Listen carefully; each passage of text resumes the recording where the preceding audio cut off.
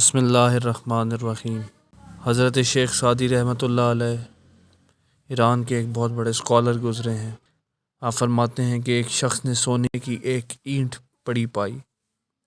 یہ اینٹ ہاتھ آنے سے پہلے یہ غریب آدمی نماز روزے کا پابند اور خدا کے ذکر میں محو رہا کرتا تھا اور اپنے ان اشغال میں بڑی حلاوت محسوس کرتا تھا، لیکن سونے کی اینٹ ہاتھ آتے ہی اس کے قلب کی کیفیت بدل گئی۔ اب وہ ہر وقت دنیاوی آسائشیں حاصل کرنے کے منصوبے بناتا رہتا تھا۔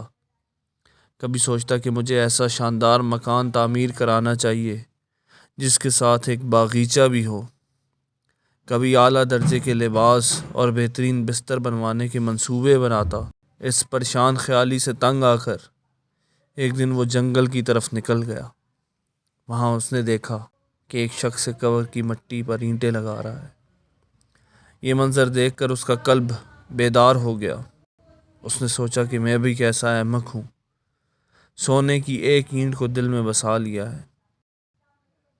میں سونے کی اینٹ پا کر دنیاوی خیالات میں الجھ گیا ہوں، جبکہ سچائی تو یہ ہے کہ ایک دن میری قبر کی مٹی پر بھی اسی طرح کی اینٹیں لگائی جائیں گی۔